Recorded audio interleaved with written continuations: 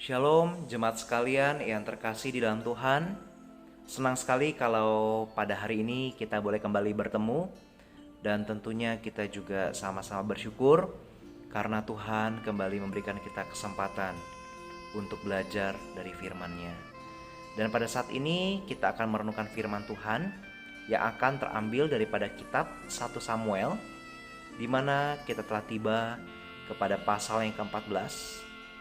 Dan kita akan menyimak ayat 1 hingga ayat 23. Tetapi untuk menyingkat waktu saya akan membacakan ayat 1 sampai 15 saja. Mari kita sama-sama simak Alkitab kita. 1 Samuel pasal 14 ayat 1 sampai 23. Firman Tuhan tertulis demikian.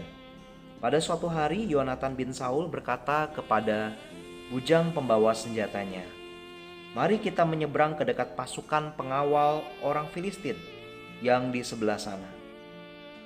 Tetapi tidak diberitahukannya hal itu kepada ayahnya. Adapun Saul duduk di ujung Gibea di bawah pohon delima yang di Migron. Dan rakyat yang ada bersama-sama dengan dia itu kira-kira 600 orang banyaknya. Ahia, anak Ahitub, saudara Ikabod, anak Pinehas, anak Eli, imam Tuhan di Silo. Dialah yang memakai baju efod pada waktu itu. Tetapi rakyat tidak tahu tentang perginya Yonatan itu. Di antara pelintasan-pelintasan bukit yang dicoba Yonatan menyeberanginya ke arah pasukan pengawal orang Filistin, ada ujung bukit batu di sebelah sini dan ada ujung bukit batu di sebelah sana. Yang satu bernama Bozez, yang lain bernama Sene. Ujung yang satu berdiri di sebelah utara di tentangan Mikmas, yang lain di sebelah selatan di tentangan Geba. Berkatalah Yonatan kepada bujang pembawa senjatanya itu, "Mari kita menyeberang ke dekat pasukan pengawal orang-orang yang tidak bersunat ini. Mungkin Tuhan akan bertindak untuk kita. Sebab bagi Tuhan tidak sukar untuk menolong, baik dengan banyak orang maupun dengan sedikit orang." Lalu jawab pembawa senjatanya itu kepadanya, "Lakukanlah niat hatimu itu, sungguh aku sepakat." Kata Yonatan, "Perhatikan, kita menyeberang ke dekat orang-orang itu dan memperlihatkan diri kepada mereka. Apabila kata mereka kepada kita begini, 'Berhentilah sampai kami datang padamu,' maka kita tinggal berdiri di tempat kita dan tidak naik mendapatkan mereka. Tetapi apabila kata mereka begini, 'Naiklah kemari,' maka kita akan naik, sebab kalau demikian Tuhan telah menyerahkan mereka ke dalam tangan kita. Itulah tandanya bagi kita."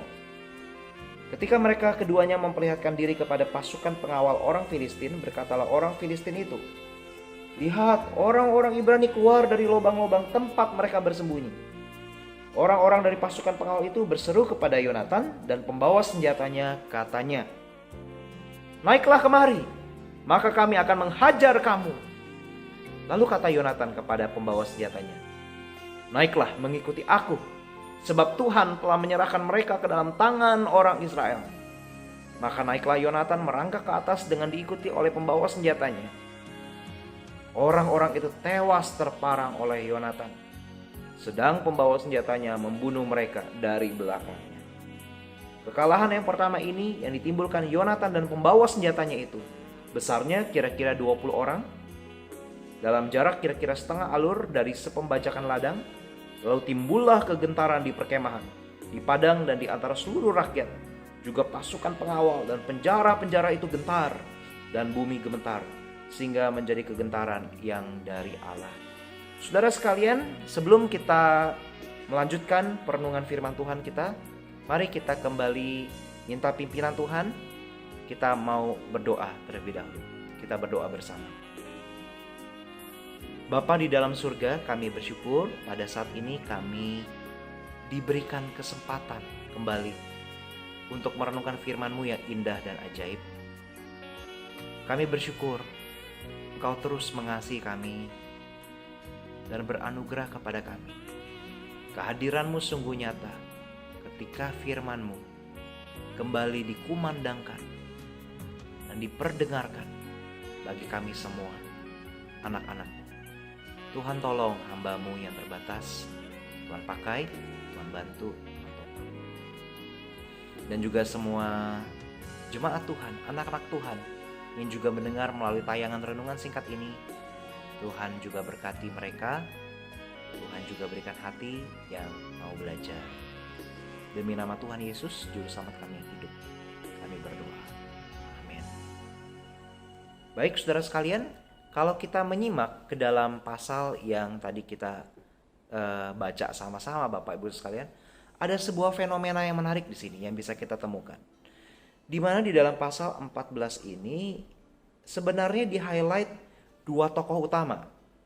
Yang pertama itu Saul, dan kedua yang bersama-sama dengan Saul itu adalah Yonatan. Sekalipun memang penekanannya lebih kepada kisah Yonatan. Nah saudara, saya ingin mengajak kita sedikit melakukan penggalian terhadap pasal 14 ini dengan melihat konteks dekatnya. Satu pasal sebelum pasal 14 itu pasal 13, itu berbicara tentang kegagalan Saul. Apa yang dilakukan oleh Saul? Kita sudah lihat hari yang lalu atau kemarin di dalam perenungan kita.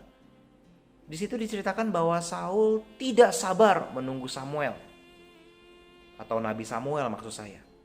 Saul merasa begitu terancam. Kenapa?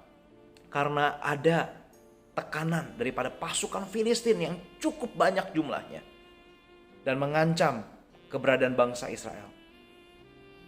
Saul lupa bahwa umat Israel itu adalah umat yang aman di dalam tangan Allah yang hidup, yang setia terhadap perjanjiannya. Tetapi Saul, dia selain lupa, dia tidak sabar, dia kurang percaya, sehingga dia mengambil peran imam. Dia langsung mempersembahkan korban bakaran di sana. Dia berpikir itu akan menolong bangsa Israel untuk menang atau untuk mengalami suatu jaminan keamanan atas ancaman yang berlaku pada saat itu. Padahal harusnya itu dilakukan oleh pribadi yang bukan seorang raja. Tetapi Saul mengambil peran itu. Dan kemudian Bapak Ibu sekalian, kita bisa melihat selanjutnya satu pasal sesudah pasal 14 yang tadi kita simak, yaitu pasal 15. Kembali digambarkan atau dikisahkan tentang kegagalan Saul. Di pasal 15, di mana akan kita renungkan beberapa hari ke depan, Saul kembali tidak taat atau tidak menunjukkan integritasnya sebagai pemimpin atau raja bangsa Israel. Ketika Allah memberikan firman kepada Saul untuk menumpas semua lawan-lawannya dan menumpas semua barang jarahan yang kelak diperoleh, maksud saya barang rampasan perang. Tetapi Saul malah menyimpan sebagian daripada barang rampasan perang itu, sekalipun dengan dalil kelak itu dipersembahkan kepada Tuhan Allah. Tetapi tetap itu tidak sesuai dengan mandat yang Tuhan berikan. Nah saudara, pasal 13, pasal 15 itu dikisahkan tentang kegagalan Saul. Dan pasal 14 di tengah-tengahnya dikisahkan tentang keberhasilan, kemenangan, kepercayaan daripada Yonatan, anak Saul. Jadi kita bisa melihat di sini ada suatu intensi atau suatu penekanan yang ingin disampaikan oleh penulis kitab 1 Samuel ini, yaitu tentang kepercayaan, iman daripada Yonatan itu, yang sangat kontras dengan Saul, ayahnya sendiri. Dua tokoh ini di-highlight, tetapi ada kontras yang cukup besar di antara keduanya.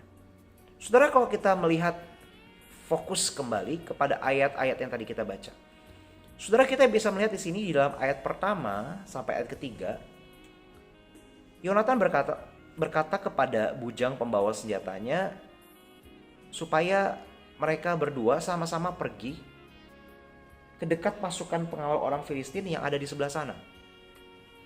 Tetapi yang menarik, Yonatan tidak memberitahukan itu kepada Saul yang adalah raja sekaligus ayahnya, dan juga tidak menyampaikan itu kepada Ahia imam yang menjabat pada saat itu.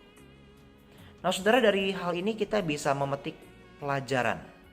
Yang pertama saudara, kita bisa melihat Saul sekalipun dia adalah seorang raja, dia punya jabatan itu, tetapi dia tidak memiliki kompetensi atau kualitas sebagai seorang pemimpin politik yang baik.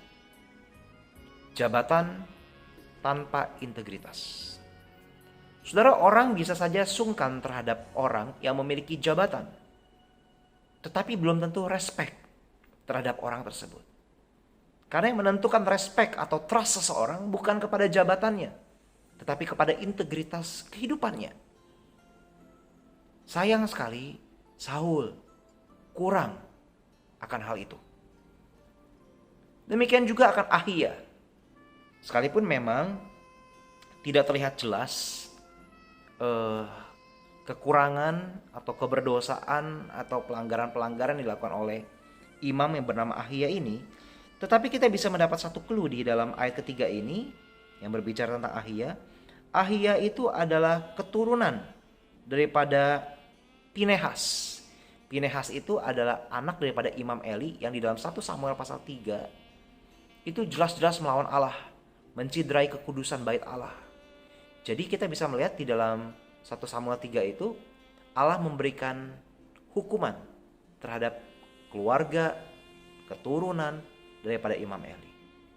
Dan sekalipun pada saat itu Ahia menjabat sebagai imam, dia hanya memegang predikat atau jabatan, tetapi ia tidak dipandang menjalankan fungsi seorang imam yang bisa menyampaikan atau memediasi umat Allah dengan Allah.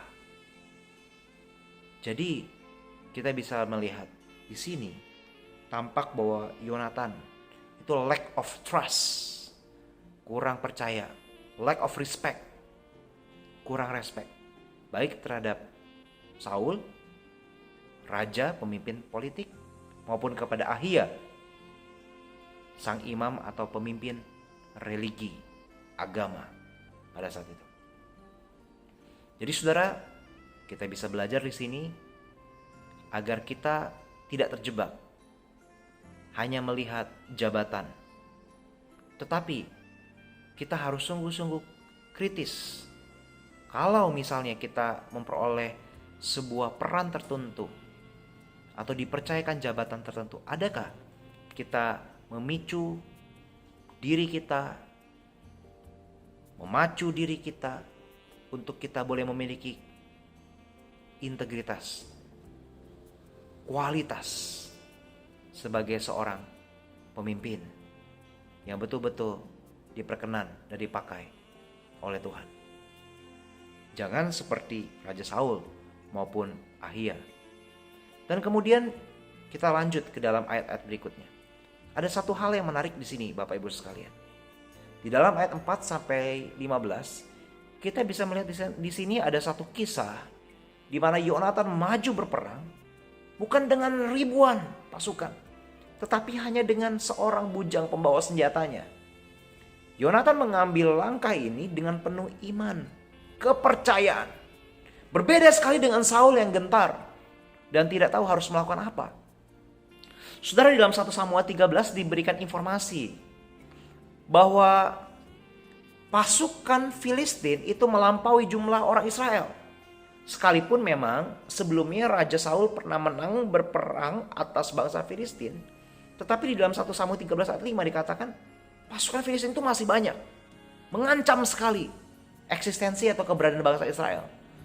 Kemudian ada fakta berikutnya di dalam 1 Samuel 13 juga, tepatnya di ayat 19 dikatakan bahwa di negeri Israel itu tidak ada pandai besi yang bisa membuat senjata atau mensuplai perlengkapan perang untuk bangsa Israel.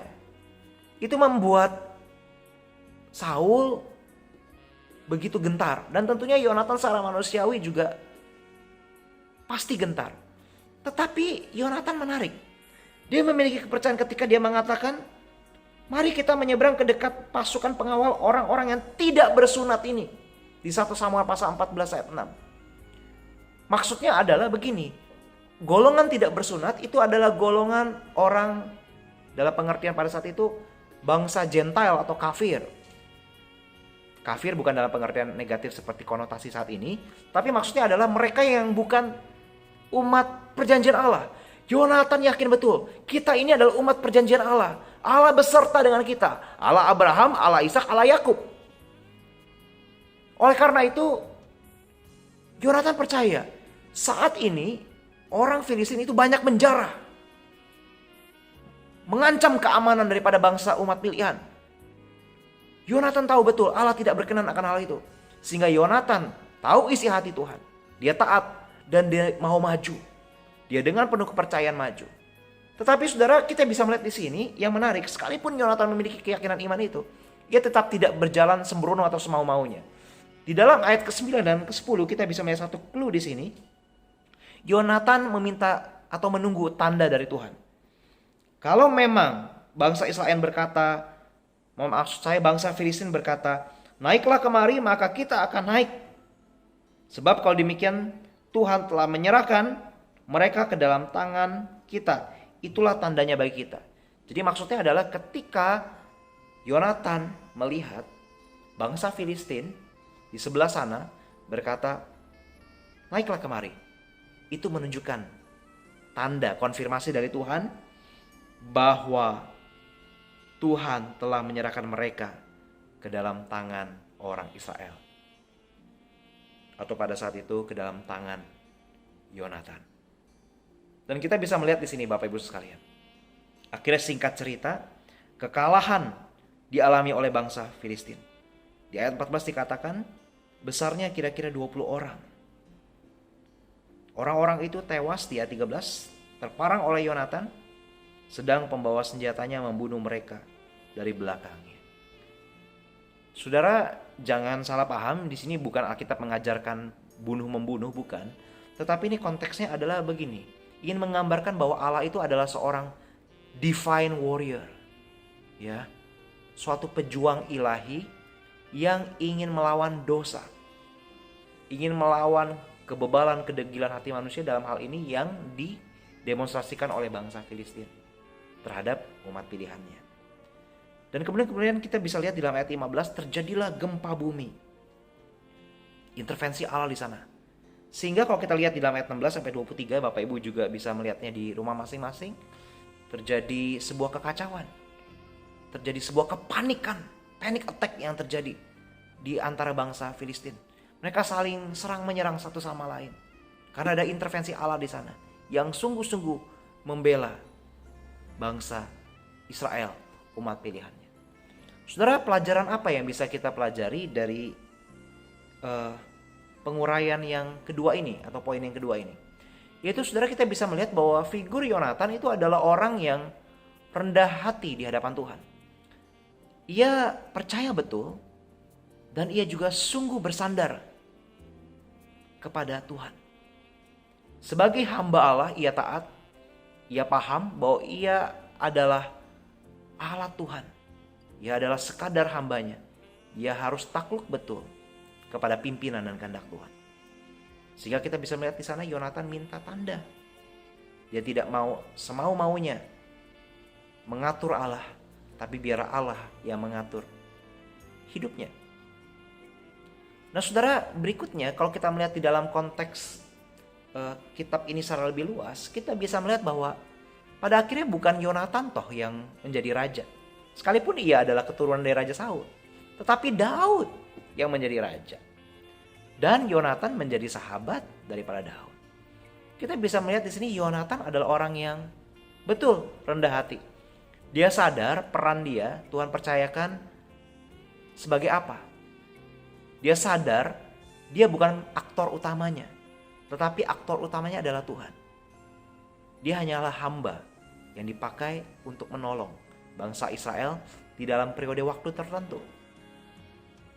Dan orang seperti inilah yang sungguh-sungguh mau dipakai. Dan orang seperti inilah yang sungguh-sungguh akan diperkenan oleh Allah dan dilindungi oleh Allah. Saudara, maukah kita belajar sesuatu dari kepercayaan teladan Yonatan ini. Ia tahu porsinya. Ia kenal siapa Allahnya. Ia kenal siapa dirinya. Dan ia berjalan seturut dengan apa yang Allah inginkan. Nah saudara, sebagai penutup, kita bisa melihat bahwa kisah tentang kepahlawanan Yonatan ini, at the end, ini bukan tentang Yonatan. Tetapi sekali lagi ini tentang Tuhan. Tentang Allah yang mengikat perjanjian dengan umatnya. Dan ia setia terhadap perjanjiannya. Sekalipun bangsa Israel tegar tengkuk, degil hati, berulang kali jatuh. Kenapa saya bisa berkata seperti ini? Karena kita bisa melihat Bapak Ibu sekalian, Yonatan itu adalah garis keturunan Saul. Orang yang disingkirkan oleh Allah. Orang yang tidak memiliki integritas. Bahkan dikatakan di dalam pasal 1 Samuel pasal 15. Allah menyesal memilih Saul sebagai raja. Ini tentu bahasa antropomorfisme. Bukan berarti Allah tidak tahu akan masa depan. Tetapi ini menunjukkan suatu interaksi yang real antara Allah dengan manusia. Allah menyesal pernah mengangkat Saul sebagai raja. Tapi sekalipun demikian, Yonatan keturunan Saul tetap mau dipakai oleh Tuhan. Meskipun Nabi Samuel seumur hidupnya tidak pernah berjumpa lagi dengan Saul sejak Saul ditegur karena kembali melanggar firman Allah. Tapi tetap Yonatan mau dipakai oleh Tuhan. Ini adalah tentang Allah yang beranugerah. Dan bukankah kita juga bisa melihat ini di dalam garis keturunan Daud? Daud yang menggantikan Saul kelak. Meskipun dia juga gagal. Dia pernah melakukan dosa perzinahan yang fatal. Tetapi kita bisa melihat dari garis keturunan Daud, Kristus lahir. Yesus Kristus Tuhan kita, anak Daud, keturunan daripada Daud. Ia hadir. Ini menunjukkan bahwa Allah terus beranugerah. Terus melimpahkan kasih karunia-Nya kepada kita yang berdosa. Sungguh siapakah kita? Mau dipakai oleh Tuhan sebagai partner kerjanya. Siapakah kita? Sehingga kita boleh diadopsi menjadi anak-anaknya. Semua hanya karena anugerah. Demi anugerah ini diberikan kepada kita. Kiranya firman Tuhan pada hari ini boleh menguatkan kita semua dan mengarahkan kita semua. Tuhan Yesus memberkati Bapak Ibu Saudara sekalian. Selamat beraktivitas.